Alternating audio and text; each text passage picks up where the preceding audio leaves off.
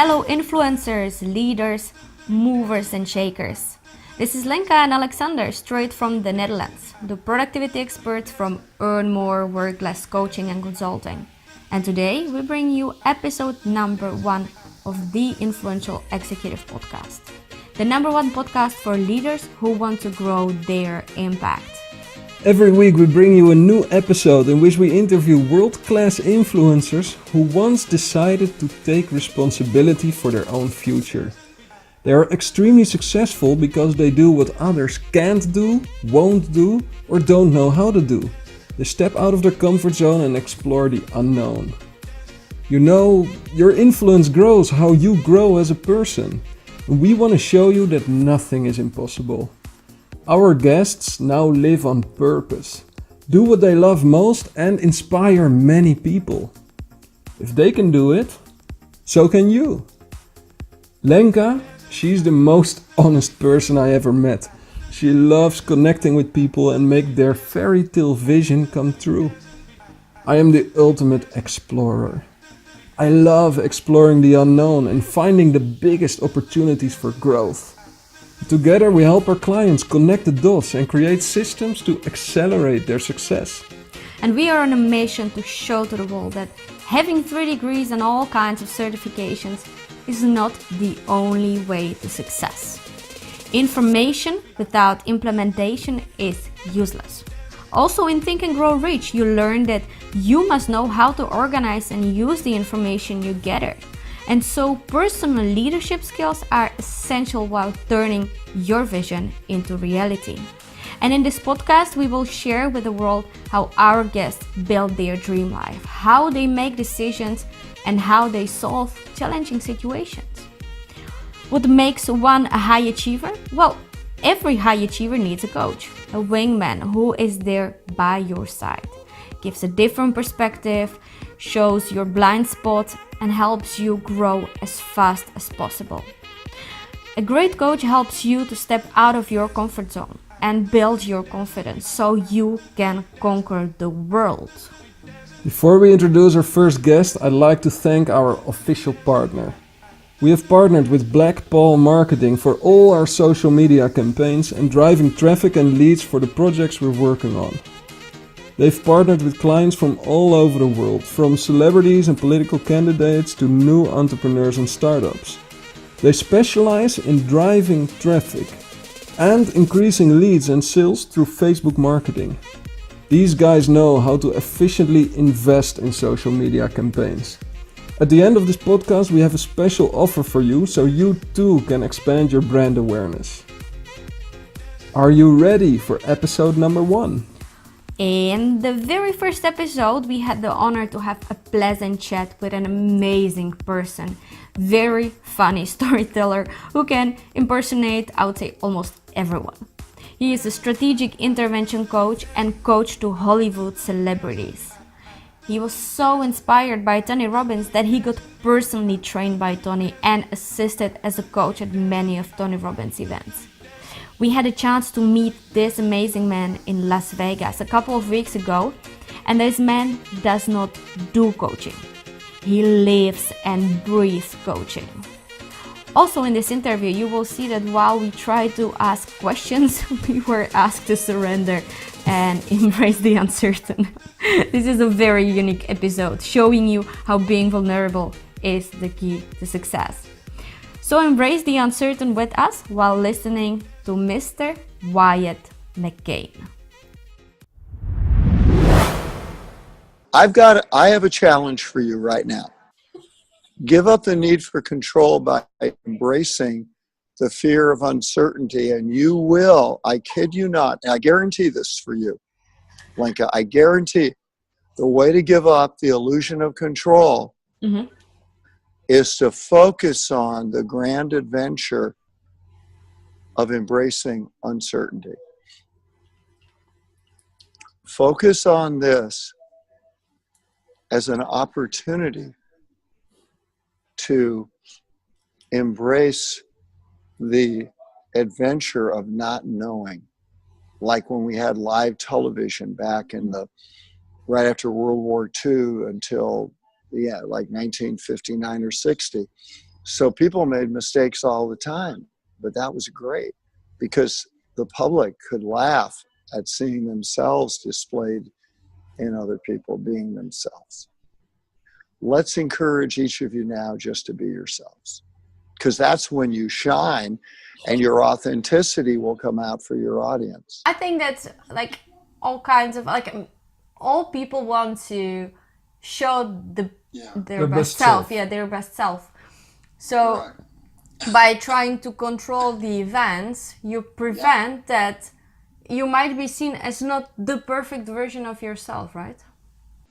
Correctamundo. Think back to the night we met, Lenka. Mm-hmm. We were at New York. Yeah. Carlos, John, and Shorty was with you, Alexander, right? And and you may have noticed that I started in with my Elvis impression. I have, yeah, I've noticed that. Yeah. Oh, you noticed that. Okay, Shorty. I mean, tall woman from a single bound. So, so everything I did that had everybody falling off the chair in stitches, laughing your heads off, was absolutely spontaneous. Now, you've heard some great comedians say that doing comedy is difficult.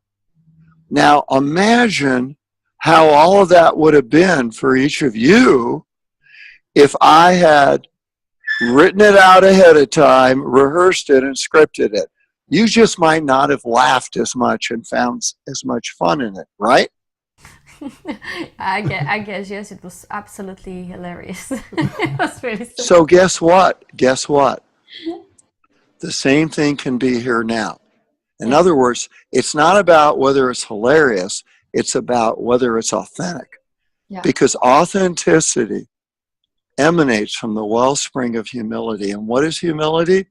It's when you're willing to embrace that you don't know all the answers, which makes learning them an adventure of a lifetime. And personal growth. Yeah. You cannot influence another person unless you have influence over yourself. If you have no emotional IQ, no emotional fitness, how in the world are you ever going to come across as authentic in influencing another person? It's not going to happen. So, do you think that being authentic is one of the most important key elements in order to become an influencer? Well, no, it's not, because it's not a concept. And I'm going to explain what I mean by that. Mm-hmm. A concept is where you take an experience and you put it in a form where your conscious mind can understand it. Like, all I have to do is take this woman for our 1 month anniversary to the same restaurant we had our first date at, and make sure it's at the same time on the same day of the week or the same evening, and get the same waiter and everything. And somehow, by recreating it from my conscious will, my concept of the prior experience, everything will be the same experience again. And it's not. The moment is fluid. You cannot take the moment a hostage. Authenticity is absolutely essential in every area of life, and not just in influencing people. Without authenticity, you're a human doing rather than a human being, knowing that each moment is pristine unto itself. It has a beginning, it has a middle, and it has a completion. You can only influence another person if you are in your heart bringing authenticity from your subconscious mind. Some people call it spirit, soul. I don't care what you call it. You call it a 58 Etzel for all I care. However, the conscious mind cannot relate to anything that contains its opposite. In other words, everything in the subconscious contains its opposite, every emotion. Without despair, there's no joy. Without hate, there's no love. They're interwoven. Without fear, there's no courage. So authenticity is a place that is something you bring forth from knowing, Alexander, that you're not going to make the sun come up in the west tomorrow morning. There are some things that you can influence and other things you cannot. The best way to influence another person, like your wife, is to stop focusing on what's in it for you, because that's not influence, that's manipulation. I find this a very nice description. And So you notice it also, don't you? I think completely everyone does it at a certain stage of your life. I think I've definitely manipulated with the intention of influence and vice versa. I think it comes purely where you are in your life and how conscious you are, and how can you self-reflect? Do you ask yourself the right questions at the right moments, leading you to self-discovery? So I can definitely relate to that. How can I know whether someone is influencing me or manipulating me? Great question. Are you ready for the answer? Yeah. Good. I'm not going to give you the answer, but I'm going to ask you a couple of quality questions so you can take ownership of your own answers. May I do that? Absolutely. Okay. When someone's manipulating you, what do you feel like inside? What do you feel? I sometimes feel like once you are in a room with a speaker and the speaker is trying to sell you something, that is not that much about myself as about her or him, it doesn't matter the person, but it's more about the person trying to sell than about me. So I feel like I'm being pushed in a corner. You are. That you feel like you're being pushed in a corner because you are being pushed in one. So how do I see when it's really genuine? Because some people, I think by learning certain techniques and applying it while, for example, taking that situation, I just think that like they really make you feel as if they care. Whoa. Time out. I'm strategically intervening. Down. They really, now your words were, they really make you. How does somebody make you feel anything? When it comes to the dimension of human relationships, especially with a woman's, I'm just another moment here, a woman's physiology, yours, Lenka, and every woman alive on planet Earth at this very precise moment. Every woman's brain is wired totally different from a man's brain. A woman's brain stores data in both halves. When I tell women on my Facebook Lives, I don't know if you've seen many of those or read what I've been putting up lately. I know you've seen one or two. You know, I go after the hot topics, like that men and women are not equal. And then I immediately say, now I know some of you women are going to say, oh, he's a misogynist pig. You women who think that way live in victimhood and need significance, and that's why you do that, so you don't have to grow up and embrace your feminine power instead of disowning your femininity to the women's movement. A woman stores data in both halves of her brain. She's wired from the factory with a state-of-the-art emotional radar system.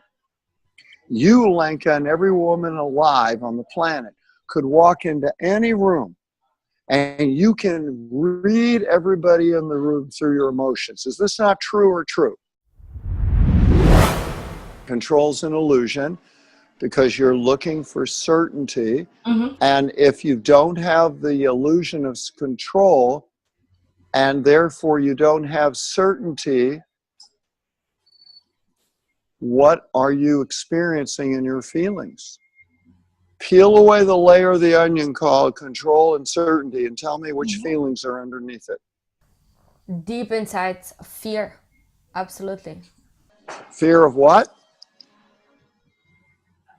I would say fear of not being understood, but there is definitely more to that.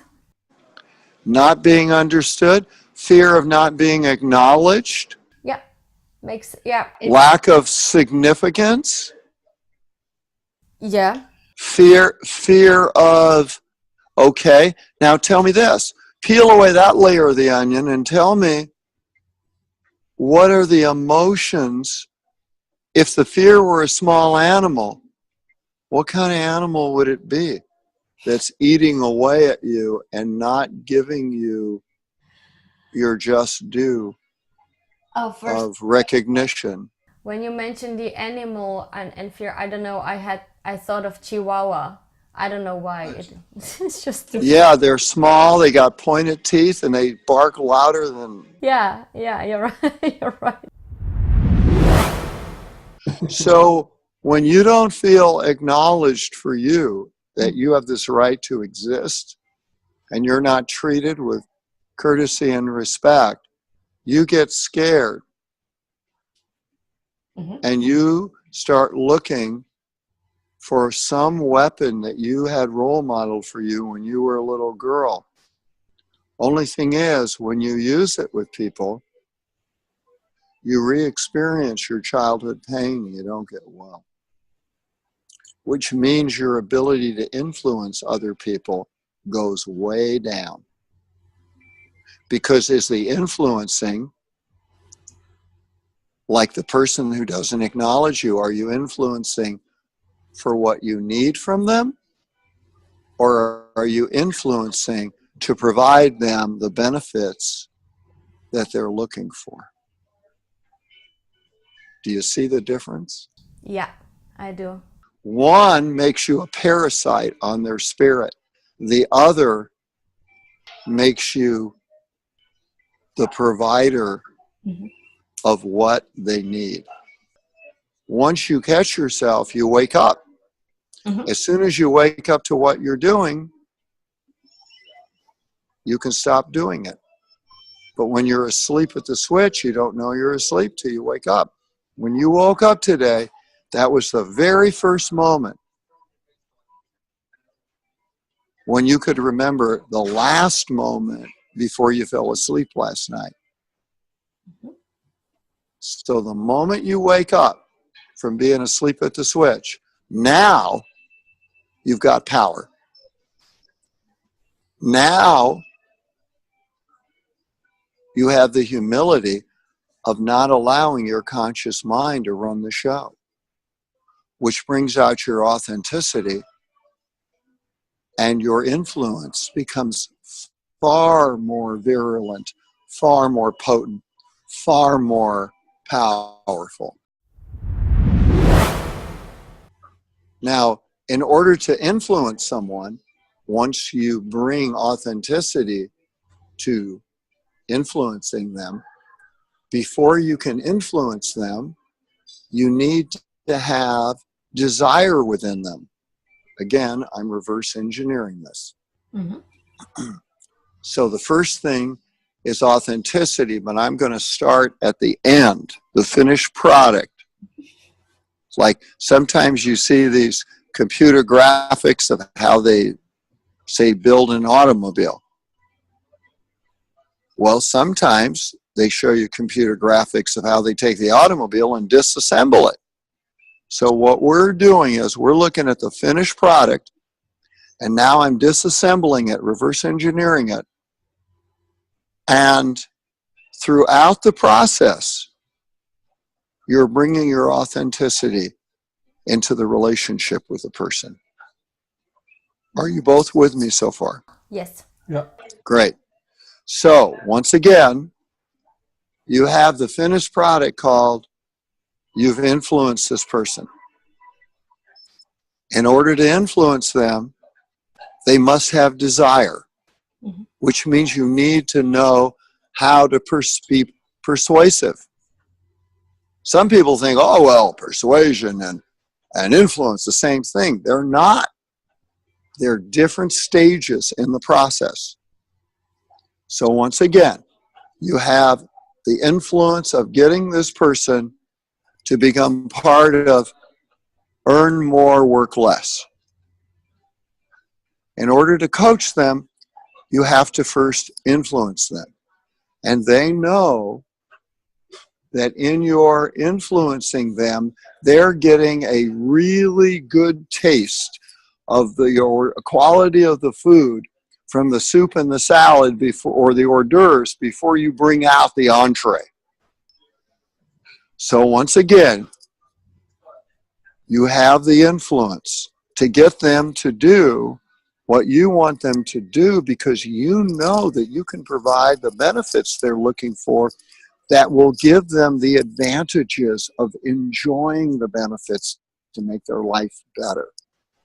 So once again, you have, they say, we want what you two have.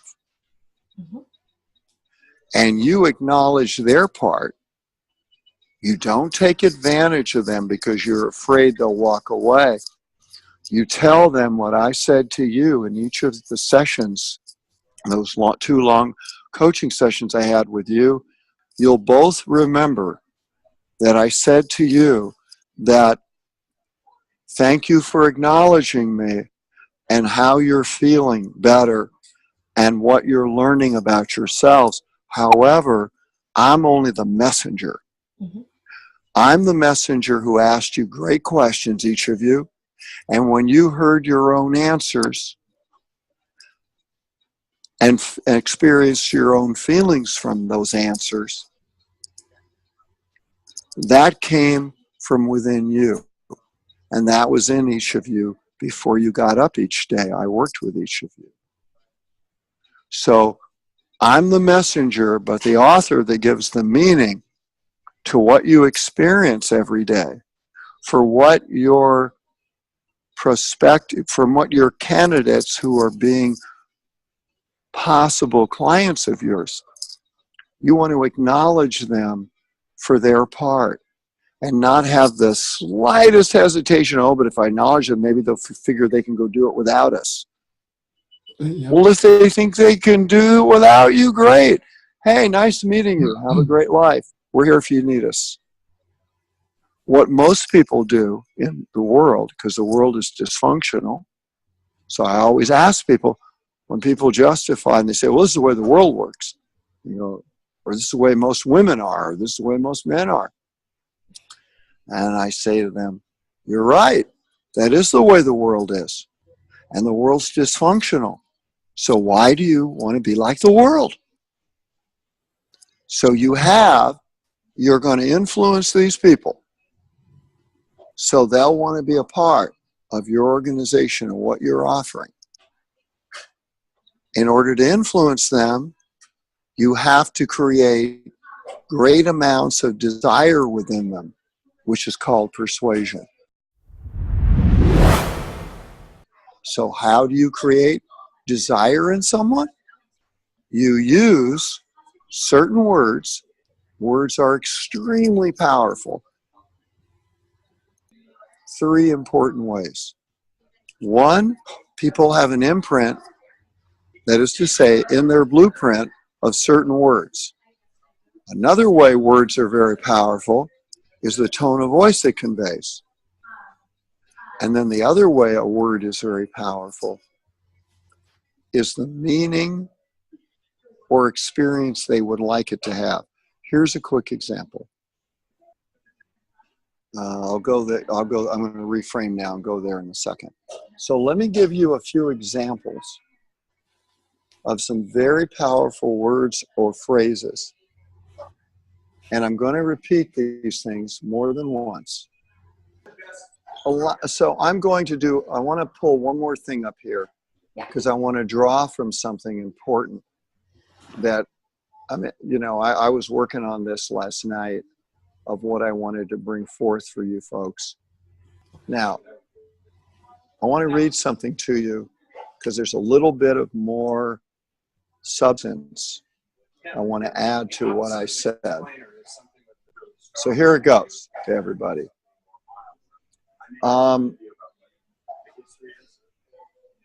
As you know, we've talked about the conscious mind. It could say yes, no, maybe, fuck off, whatever.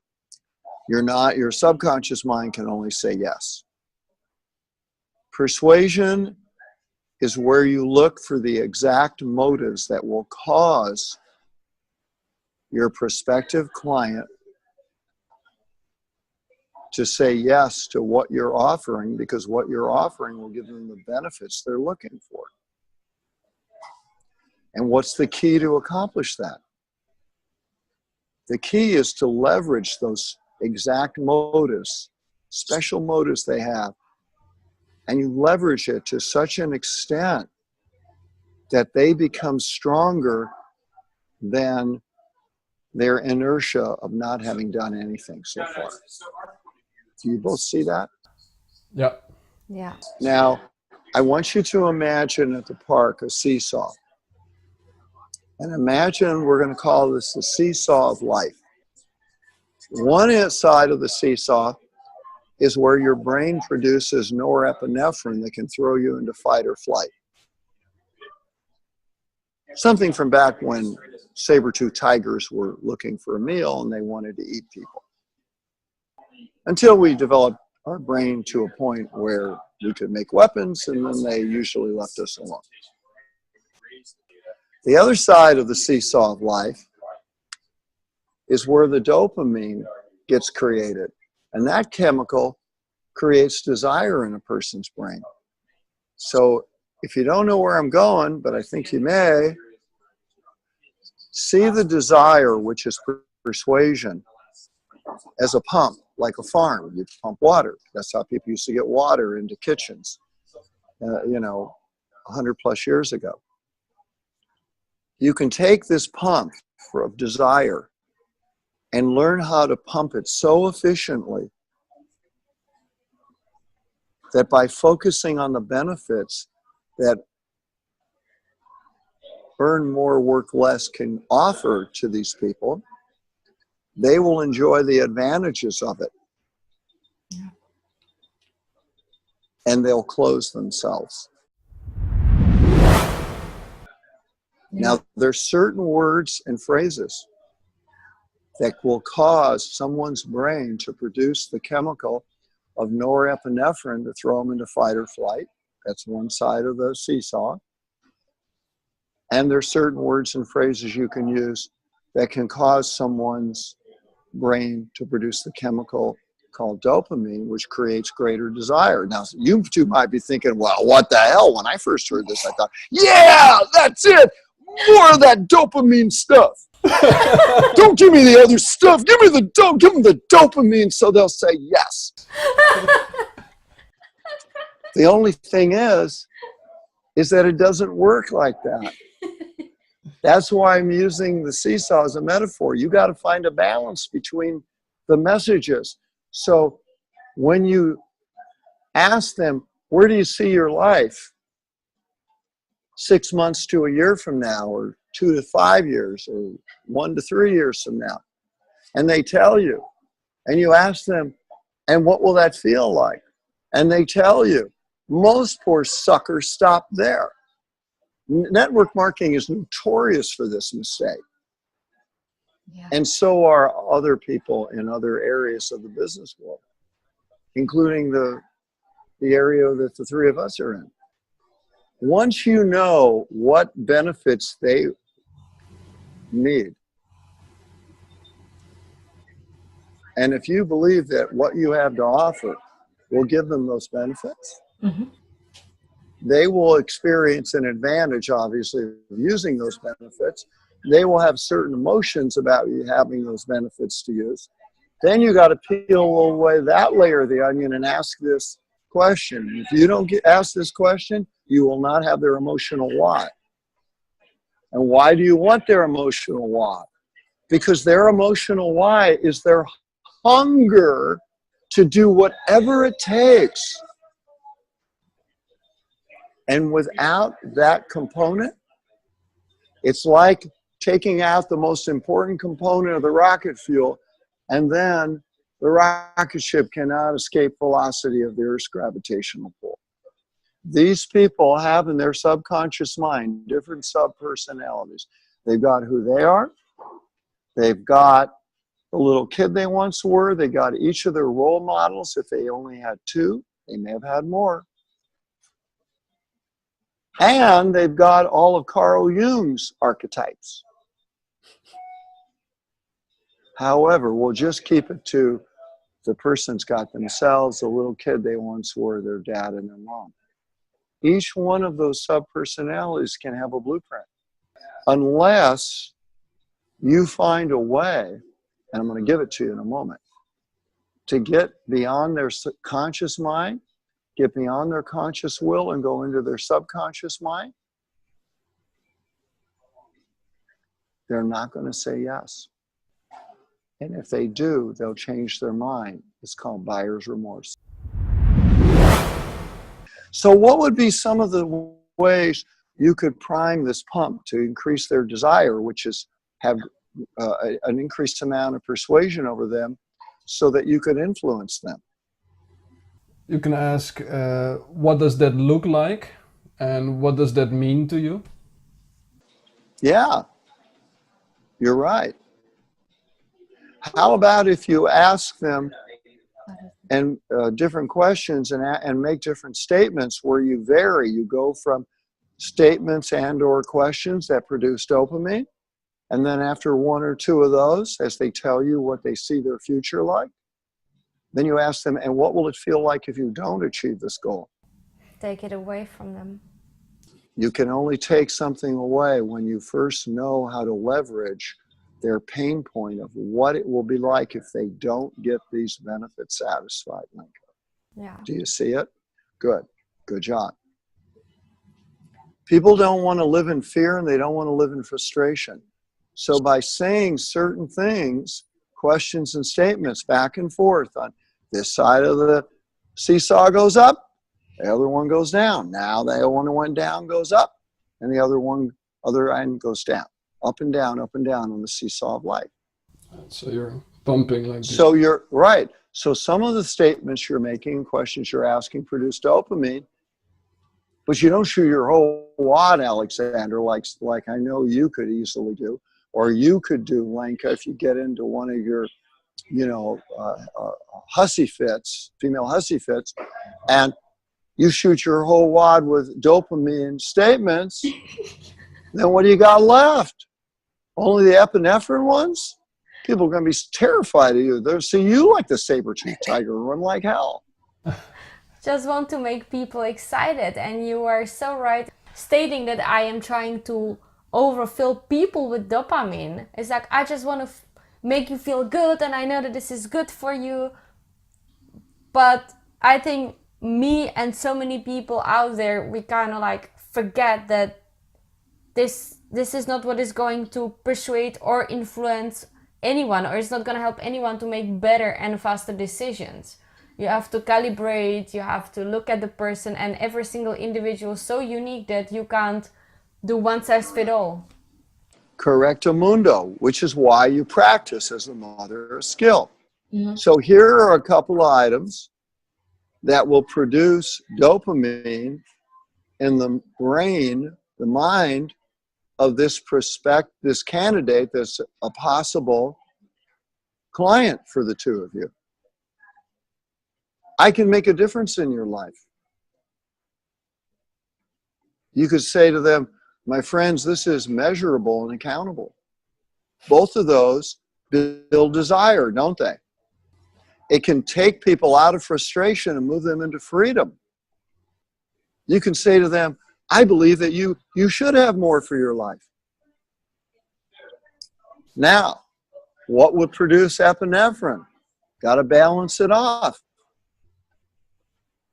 If you paint them just a rosy picture with only dopamine statements and questions, they're going to think this is too good to be true. And usually in life, when you think something's too good to be true, it's because it is too good to be true. So you have to balance it off.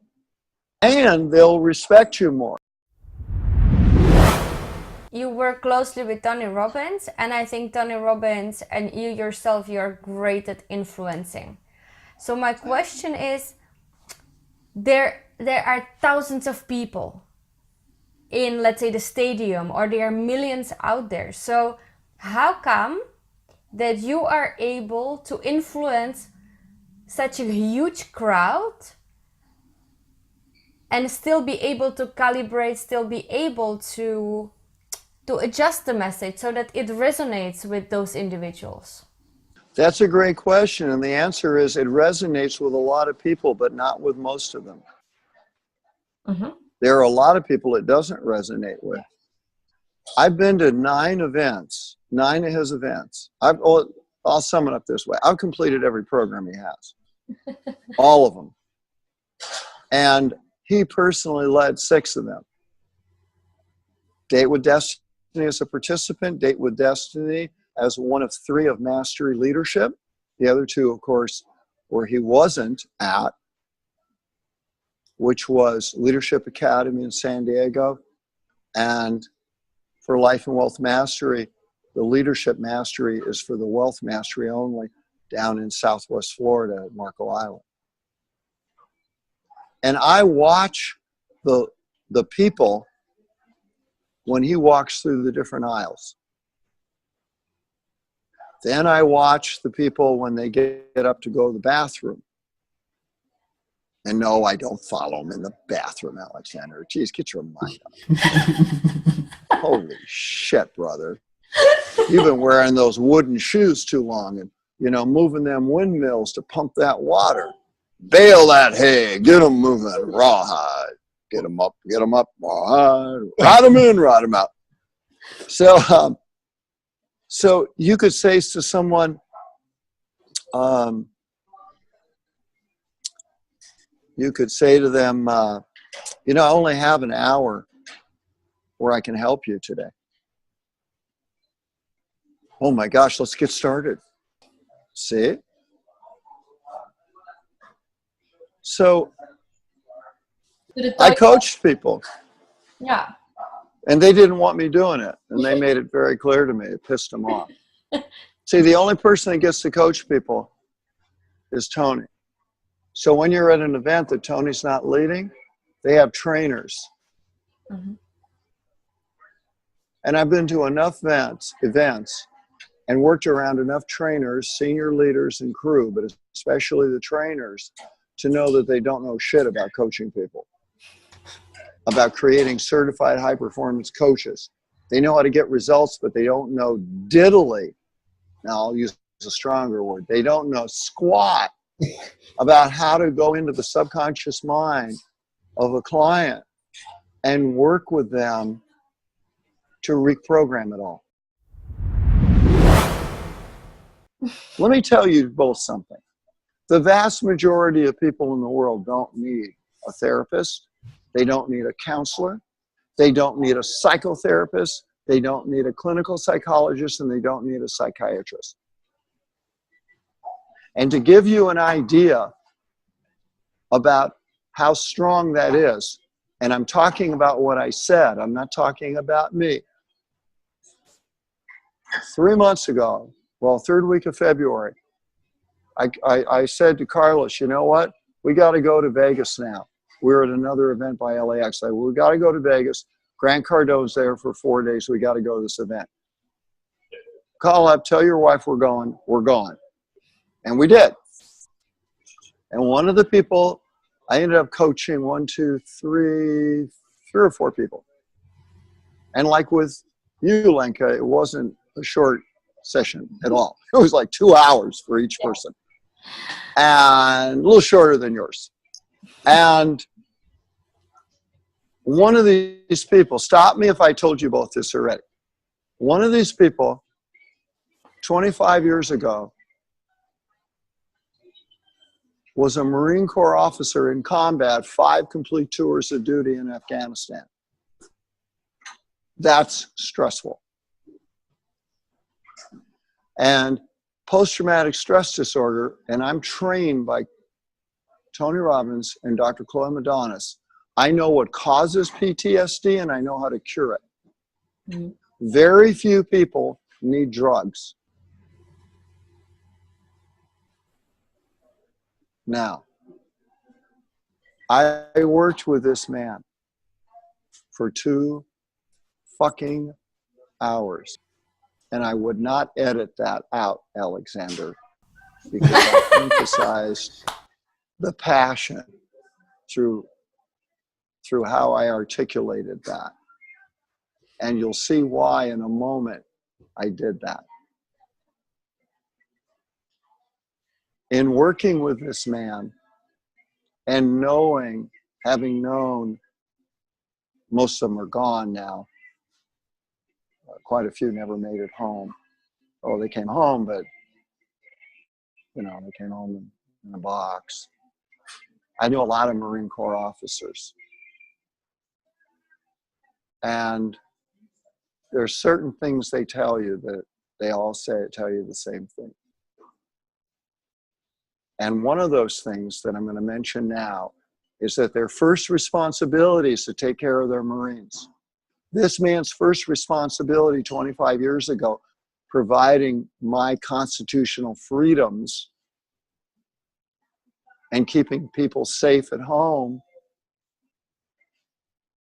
was by taking care of his Marines. For some reason, which he didn't know, and stay with me on this. Remember, this is about strategic intervention in the hands of somebody that knows what they're doing. And I do, obviously, you both know that from personal experience. Then you can do wonders with people. In 2 hours, I discovered that the cause of what made him so susceptible to the PTSD in combat stemmed from his childhood being the black sheep, while the older brother was the one who was favored. So this man was always trying to catch up with and get the significance and recognition he couldn't get from his own parents, and especially his father. And so the responsibility of how his childhood was formed and impacted by this stress and abuse accentuated his taking care of. He had to take care of the older brother. Nothing wrong with the guy. He's just a fucking prima donna, the older brother. It was the older brother who didn't finish college, but got all the attention. While the younger brother finished college, went on for a master's, joined the Marine Corps, went to officers candidate school, went to combat.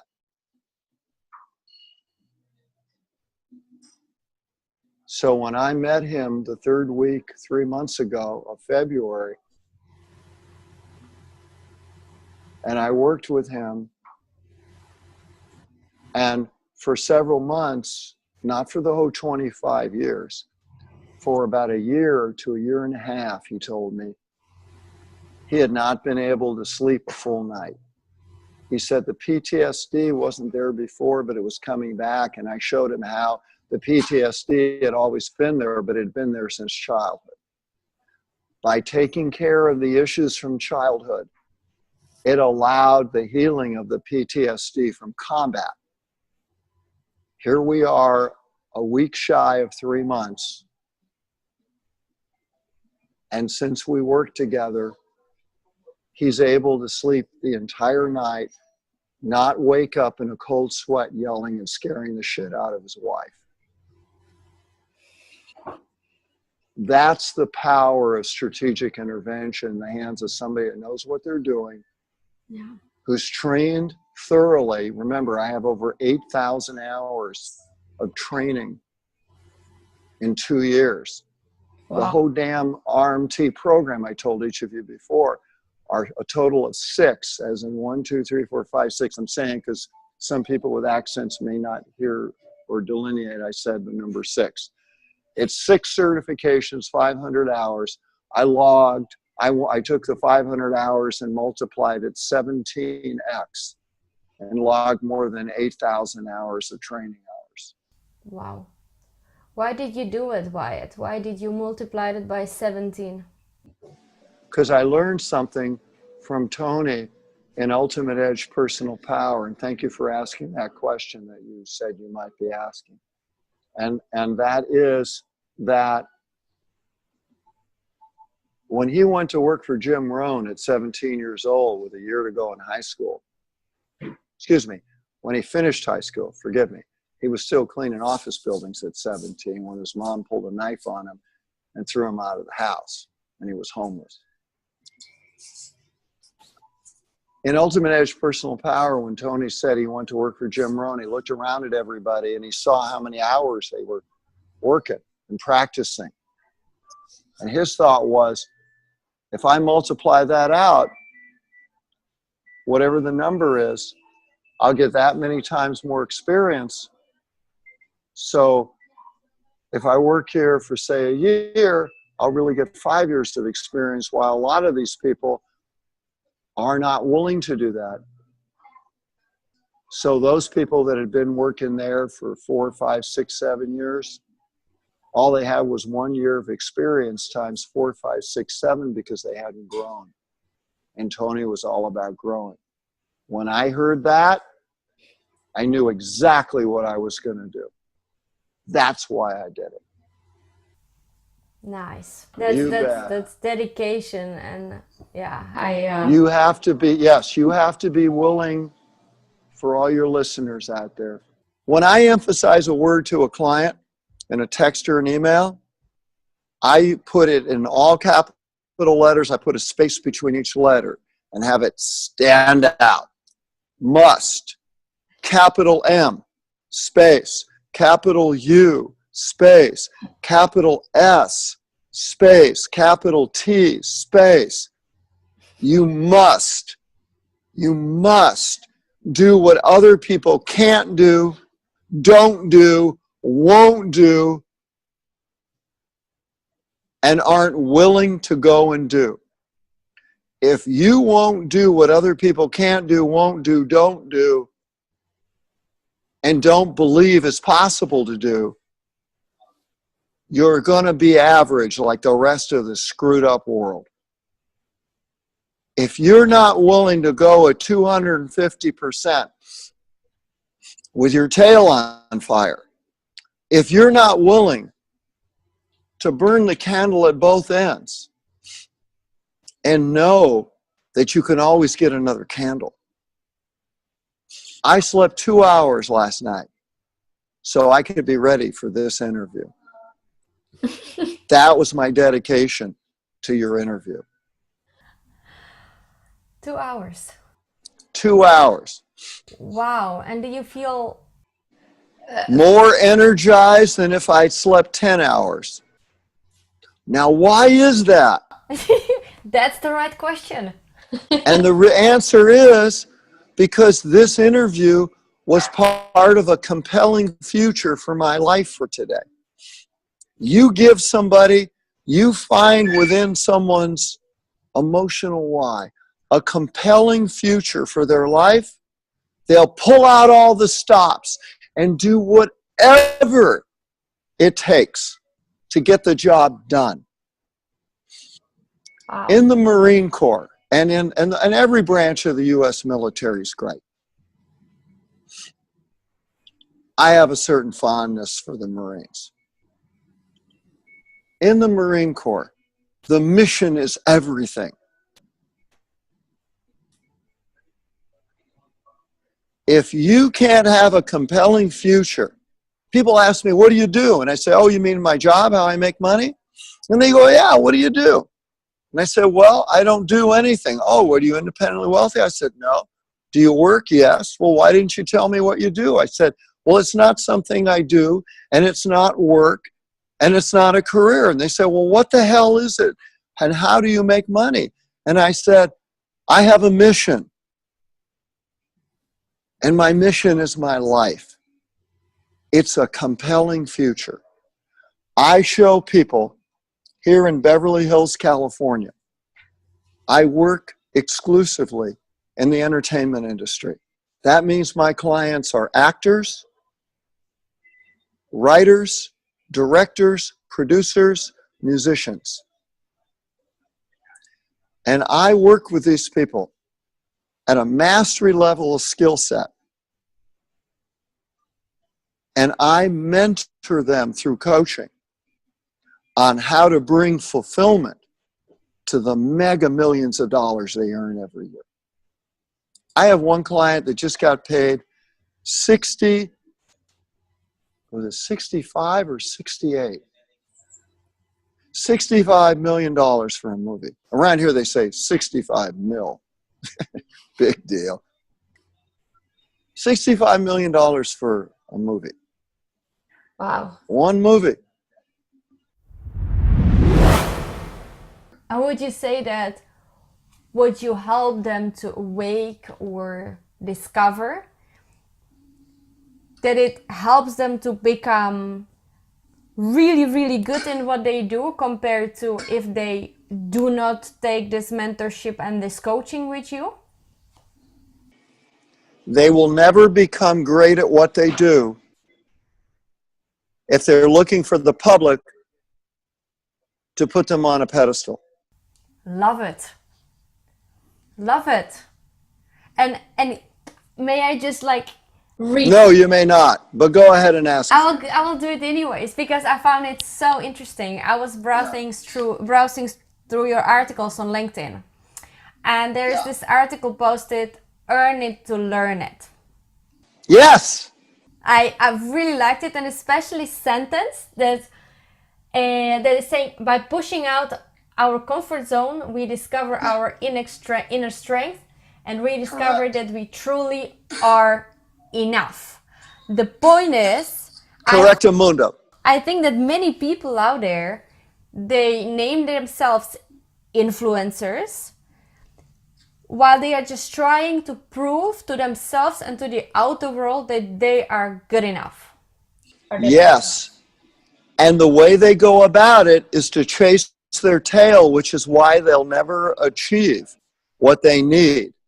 We humans look at an animal chasing his tail. Cats do that a lot, I know. I don't like cats. I like big dogs. Big German shepherds, At the ranch in Montana, the one that I'm purchasing in 3.5 years, for disadvantaged kids. That's so nice. We're going to have a lot of big dogs. Lots of big German dogs, huskies, dogs that can handle cold weather. Oh. And so when you watch an animal chase its own tail, you laugh and you go, what a dumb animal. Doesn't it know that the other end of the tail where its head is, by chasing its tail, the head is pulling the tail away from itself so it can't catch it. But when the animal gets exhausted and falls down in exhaustion, the tail always falls directly in front of the cat's face. Only the cat isn't interested anymore. Why? It's like a woman chases after a man that doesn't want her. Why would a woman go after a bad boy, as they call them? Or why would a woman do that? Or why would a man continually chase after a certain kind of woman? The reason why is that, first of all, the person who's being chased, the one who's being chased is in charge. They're in control. Yeah. How do they get control of the other person? Because the person who's chasing the other person, meaning like the cat chasing its tail, the person chasing somebody else who rejects them, man rejects a woman. Woman's got to have the man. Not because she wants the man. She didn't know that. She's not intelligent enough. She's stupid. Why is she stupid? Because in chasing after the man, she has a distraction from the pain of believing she's not enough without him. That's why she goes after him. And she has to go after men that don't want her, because the men that want her, who are good men and will love her and care for her needs, she doesn't want those men because she doesn't feel she deserves them. She feels she deserves the men who treat her like crap. No, that's the wrong word. The men that treat her like shit. That's better. Yeah. I see. I can see it so clearly, and not like from the outer world. Obviously, from my own experience, I think kind of like almost everyone, I would say, except for people who are really having an awesome, amazing life with zero, how do you call it, when they never trip. But I would say from my experience, I could see so many situations from my past where I did that. And I think for me, the biggest, I think I shared it with you, the moment when I finally thought, okay, I am awake, meaning, okay, I'm now ready to face honestly who I am and what I've been through and the shields that I put in front of my face to protect myself. It was 2 years ago when I got diagnosed with a severe body, mind, soul exhaustion, or we call it in Europe burnout. And that moment I realized how much or how many of my actions are steered by my need deep inside, right? My need to prove myself to myself, to simply feel like, hey, I'm good enough. And I think currently the world is positioned in such a way with all social media is that you constantly seek for the silent approval, for likes and followers, instead of being fine with yourself, with who you are. And at that moment you can start influencing by being vulnerable and simply do not care whether they're followers or whether people really like what you do, because you know that what you've been through was beneficial to you, that the message that you are sharing is great, that, I don't know, whatever you put out there is because you strongly believe that it is beneficial. And yeah, it might be that you get 0 followers, that you get 1 million followers, it doesn't matter, but you do it because of yourself. When did you discover that the secret to happy life and secret to being able to help other people lays? Great question. I have your answer. Okay. The key to experiencing fulfillment in life is to take your focus off of your needs and focus on providing massive value, not in giving the public what they want. And this is true in personal relationships as well, especially in marriages.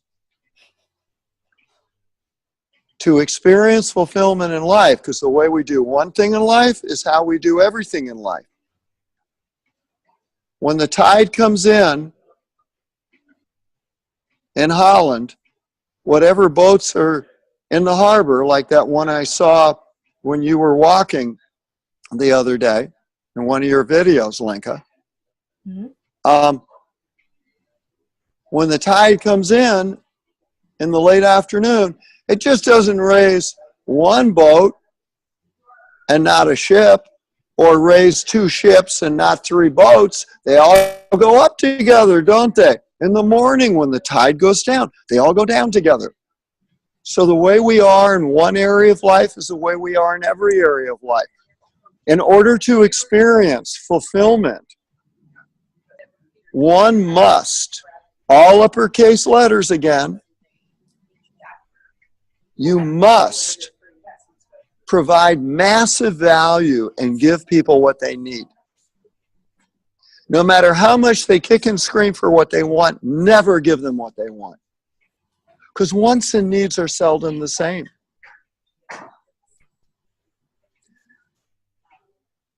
Within each of us, picture for a moment Picture for a moment that, say, you're in the Swiss Alps or Val d'Isere, France, or wherever the heck you go. And picture that you've got a little cabin. Say you got a nice house, a chalet, and you got a few acres. And you're at the base of the mountain. And in the springtime, the snow's melting and the water's coming down a riverbed that goes across your property and continues beyond your property line to some of your neighbors. And one of your neighbors decided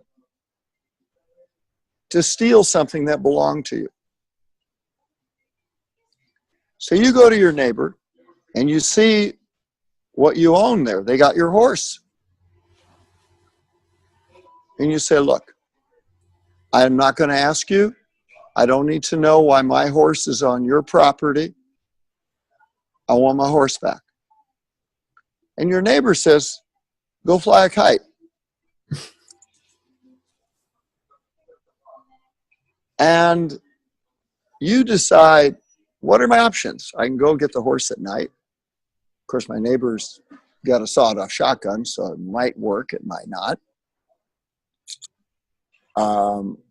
My neighbor's got thoroughly trained Doberman pinchers that will attack, so it might work, it might not, to go there at night. Or I can go to law enforcement, get them to do something. Or I could sue him. You know what? While I'm thinking about it, because it's springtime, I'm going to go up to the top of my property at the base of the Alps. And there's this large faucet, and I'm going to turn that sucker until it goes off, and the water won't flow to my neighbor. Only thing is, the water also won't flow to me. Everything that's good and noble in life emanates up from the wellspring of our own humility in our relationship with life. And we practice our relationship with life through relationships with other people. So the way we are with our neighbor is the way we are with ourselves. The way we are with a stranger on a highway is the way we are with ourselves. So everything flows through us. It doesn't begin with us, it flows through us from another place. When I say something, and like you read my article on LinkedIn, and of course all 6 articles are also on Facebook. And earn it to learn it. Well, if you want to feel better and feel joy, whether you're having a joyful day or a lousy day, if you go up to strangers and throw your arms up and say, are you having a great day or what? You're going to experience the change you want in your world because you gave what you needed. Yeah, and I've seen it happen a couple of times. Yes.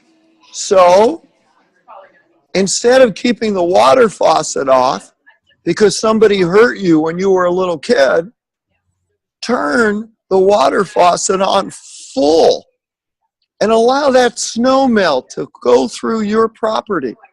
Allow life and joy, love, contentment, fulfillment, prosperity, courage. Allow everything to continually transform within you. By embracing greater uncertainty, you learn how to navigate the ship of state called your life. And in so doing, by giving to others whatever you're experiencing, your emotional fitness begins to kick in. And you begin to recognize that the way you live your life each day is to be like an Olympic torch you're holding, You're an Olympian in training in the spiritual martial arts.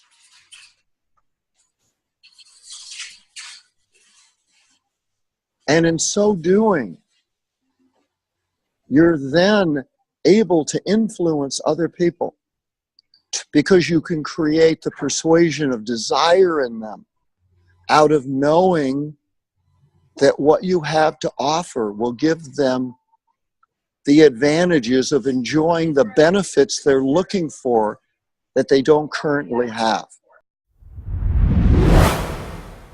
So I'm going to close this in a couple minutes. And by reading something I have committed to memory by one of my favorite authors, George Bernard Shaw. And here's what Mr. Shaw wrote a long time ago. He wrote, "This is the true joy in the living, the being used for a purpose considered to be a mighty one, instead of being a feverish little clod of ailments, complaining that the world will not devote itself to making you happy. I am of the opinion," he wrote, "that my life belongs to the masses, and for as long as I live, it is my privilege to do for the masses whatever I can, to do for it whatever I can. I want to be thoroughly used up when I die, for the harder I work, the more fully I live. For life is no brief candle to me. It is rather a sort of splendid torch that I've got hold of for the moment. And I want to make it burn as brightly as possible before handing it on to future generations." That's what life is about. That's how you experience fulfillment. And to sell out for anything less like celebrity, to obsess, the more a person obsesses on anything outside of them, could be the opposite sex, could be a Ferrari, could be who you know, could be where you're having dinner tonight, could be where you're going to go for your vacation, could be landing that special part in a big epic motion picture. The more a person obsesses on anything outside of them, it's always in direct proportion to the hole they're attempting to fill on the inside of them. What would be the one thing that you could recommend to all people listening that they can start doing right now to become more authentic, to be more connected with their true self, to reconnect with who they really are? I certainly do, and thank you for asking. Get yourself together. Hire yourself someone who's at a mastery level with a lot of training and a lot of hands-on experience in strategic intervention, coaching, so that they can mentor you into becoming who you're here to be. And I want to share, as part of that answer, something I learned from an orthopedic surgeon back in 1970. I was living and working in the Rocky Mountains, and I came upon a really nasty accident at the end of the day. And I took this lady to the hospital. And the surgeon showed me the x-rays, and he said, "Are you done for the day?" And I said, "Yeah." He said, he said, "I've seen you work. Would you like to watch me work in surgery?" I said, "You bet I would." I said, actually what I said to him was, "You bet your ass I would." So he says, "Come on, let's go scrub. Get you a gown, get your mask, get your hat, get you some funny looking you know, slippers to wear. You can watch me work. But before you do, I want you to look at these x-rays. He said, you see where this fracture is? I got to set this, but before I can set it, you see this line over here that's kind of squiggly? And I go, yeah. He says, that's a fracture from a long time ago. I have to refracture that fracture because it didn't set properly and heal properly. And I said, are you telling me that it's possible that because it didn't heal properly, it exerted too much pressure on the area that snapped? And he says, you should be in my line of work. I said, so what happens after you refracture the old one and set everything up and put a couple pins in there? He says, well, several months from now, with a lot of physical therapy, the bone at the point of fracture today and the refracturing of the fracture that didn't heal years ago, he said both areas, when healed properly, both areas of the bone will be stronger than it was before it ever fractured either time. So I stored that under what became a lot of gray over several decades. And then it came back to me one day when I was working with a client a couple years ago, that that's also true for us. Our deep spiritual wounds, I used to think, oh, now I get to become who I would have become if I hadn't had the mom and dad I had. Actually, we get to be stronger because we did have them. That goes for you, Alexander, with your dad. That goes with you, Lenka. For the parent whose love you craved the most was the one who most critical of you. Yeah. And because of that, each of you, like me, get to be stronger because of what we've been through. And the key, I'll tell all your listeners right now, the key that gratitude, and I'm not saying, oh, I'm supposed to, like I know some people are thinking, I'm supposed to be grateful that somebody sodomized me and molested me. People who think like that live in victimhood. Does it mean they weren't victimized? Of course they were victimized. But are they going to live with this forever, this pain? The memory will always be there, no doubt. It may never go away. However, the emotional pain, what's gut-wrenching, that will heal.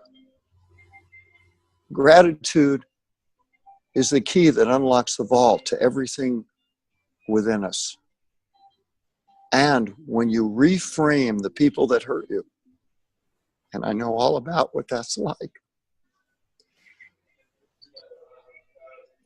when you reframe the people that hurt you and you see them as angels sent to you, people who made a decision in their subconscious mind to act the way they did, because as you remembered earlier in this interview from when I worked those times with you in Lenka and recently in Vegas, that when we reframe those people and see them as angels who acted the way they did abusively, so that they would know that when their child became an adult,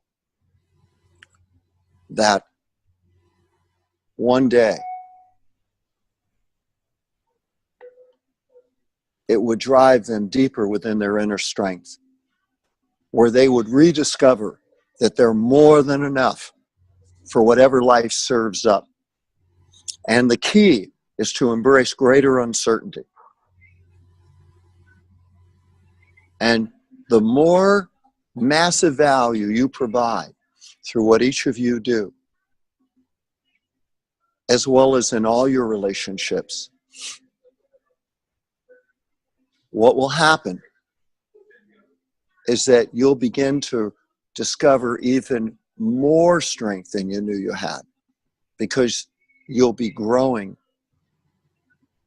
And through that growing, you'll discover an unlimited supply of who you truly are.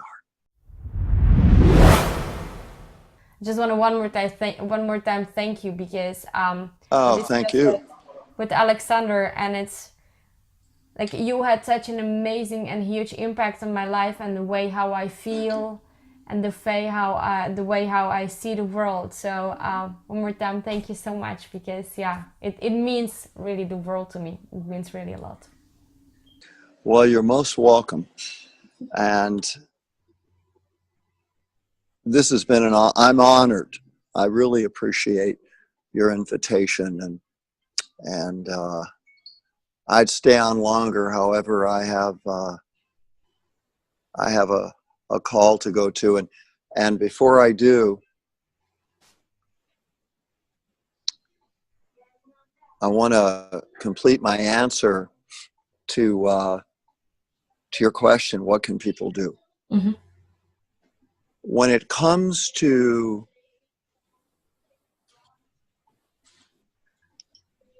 influencing people, there are two people. I have several mentors. Of course, Tony is one. Dr. Madonis is another. However, I have two other mentors, pardon me, who are the two mentors behind my success.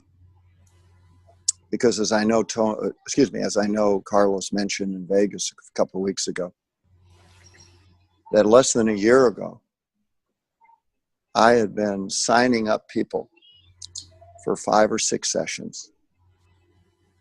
And my fee was like $100 for a session.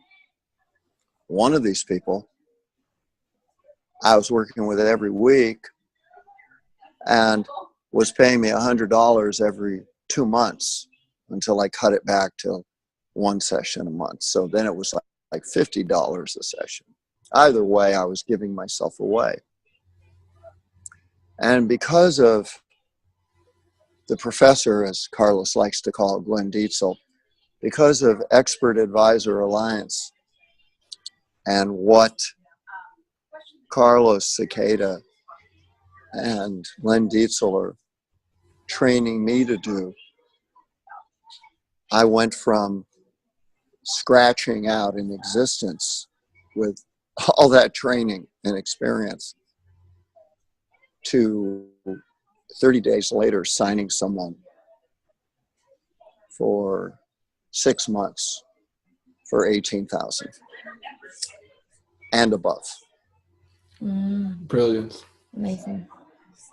And it's not, if people think, oh, wow, it's about the money, then those people who are thinking that way right now really have to pull their head out of their asshole where it's inserted, because their view is so narrow, they're looking at the world through their navel.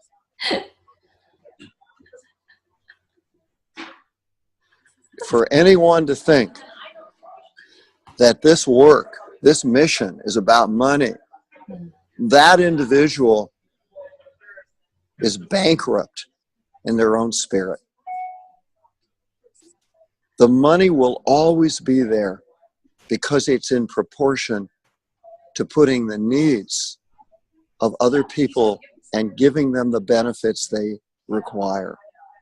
Massive value. Provide greater value than anyone. You know, I tell people all the time that if they need to be put on a pedestal, it's because they don't value themselves. The purpose of life is not to have somebody worship you. The purpose of life is to stop looking to other people to give you a life, and to give yourself a life by giving other people what they need. And then, and only then, do you experience the fulfillment and the wisdom of the ages. because it's always been there inside each of us, just waiting to flow freely through us again. Little children are spontaneous, loving, kind. When they're pissed, they let you know it. When they're happy, they let you know it. And the one thing that little children and puppy dogs all have in common is that all they want to each do is love us. And we so-called intelligent, educated, idiotic adults need to get back to our roots of what it means to be loving and caring and giving freely of ourselves. And when you do that, and you know how to market yourself through being loving and kind and caring and empathetic and compassionate to your fellow human beings, then suddenly you discover that humility also has patience, endless patience. Because I, as you know, and I'm the only one I know of or have heard of, and Carlos thinks I'm crazy to do this, but I coach people 24/7. The last thing I want for someone is what I experienced one day when somebody said, well, cheer up, it's only 6 days and 23 hours till we talk again. And I thought, huh? What? Are you kidding? What happens if something comes up in the next 167 hours, because there's 168 in a week? Oh, well, you'll be fine. Yeah. You know? Huh? Not with me. I tell every one of my clients, you have an issue, I want to hear from you immediately. Yeah. Send me a text. If it's 2:41 a.m. in the morning, send me the text. And let me know if it's urgent. Mm-hmm. And I'll drop everything as soon as I wake up. If you're not going to have the back of your people by being in their corner and having their back, why in the world would you want to help somebody to become all they're capable of? And people, it's never about resources. It's always about being resourceful.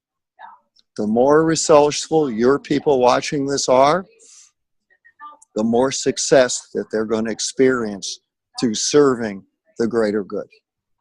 That's what we're here to do. Wow, I love Wyatt and his humor. I remember when he told me at the very beginning of the recording, Lenka, just give up the control and embrace the uncertain.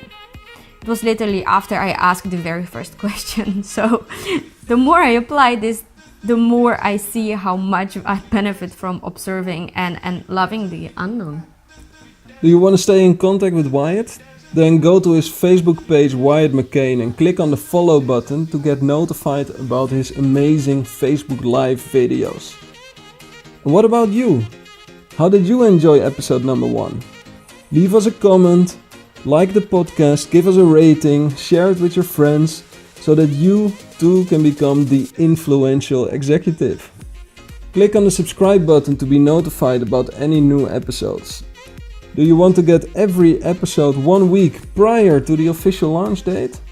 Then go to earnmoreworkless.com/podcast. And there you can sign up for our podcast newsletter. You can follow us as well on our Facebook page, The Influential Executive. And we promised you an irresistible offer that our partners from Black Paw Marketing prepared for you. Would you like to build your brand awareness and get thousands of real likes and followers on social media?